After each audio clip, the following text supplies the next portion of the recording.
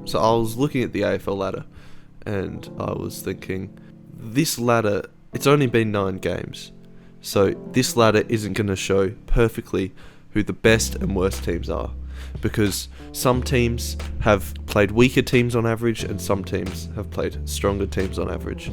So I decided to try and, using maths, work that out. So I employed an ELO system. I got this idea from chess. Basically, if you win a game, your score goes up. If you lose, your score goes down. And the amount that your score goes up or down depends on your score and your opponent's score. So say you are a much stronger team, so you'll have a higher score. If you beat the lower scoring team, then your score will go up only a little bit. But if you lose to them, since they have a lower score than you, your score will go down a lot.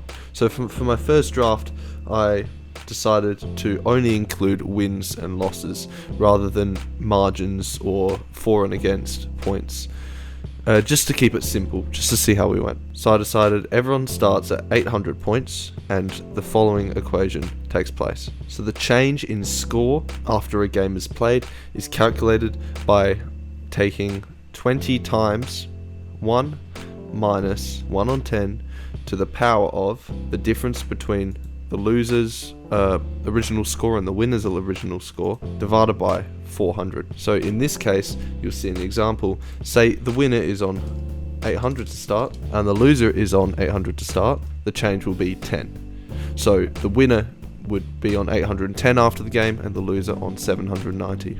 Say in the next round, in round 2, a team on 810 played a team on 750. The change would only be 8. Using that formula, meaning that the winner would then be on 818 and the loser on 742. Say for example that the winner has far less points than the loser, so it's an upset game. So say the loser is on 750 points and the winner on 810, the change is 12, so it's a bit more. So then the winner would be on 762 and the loser on 798. So I did this for the first 9 rounds of the season, and this is what came up. Now there are a few differences between this ladder that came up based on score and the real AFL ladder. For example, Melbourne are second on the AFL ladder and they're 4th here. Brisbane Port are similar. Western Bulldogs shoot above St Kilda, then Adelaide and with Geelong in 8th. Essendon are a bit lower on here, and West Coast have the wooden spoon rather than Hawthorn. So it's not perfect, especially since it doesn't take into account margins, how much teams have been beaten by. For example, using my team, the Crows, for example, we've beaten both Carlton and St Kilda by over 50 points, which surely would put our power rankings a bit above other teams who would only have beaten St Kilda and Carlton by a few points. So that's where version 2.0 came in.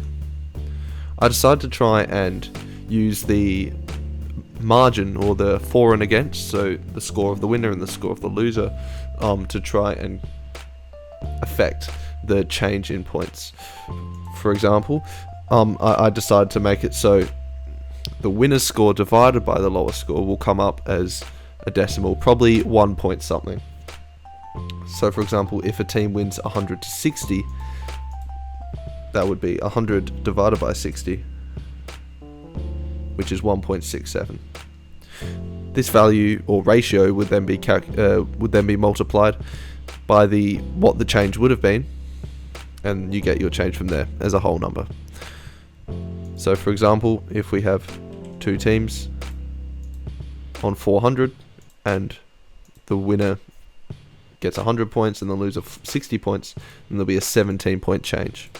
But say the winner was 800 and the loser 400, the change would only be 3, because it was more expected for them to win by that amount. So, like the first time, I did this for the first 9 rounds of the 2023 AFL season, and what it did was it made a more accurate ladder with a few changes which I want to point out.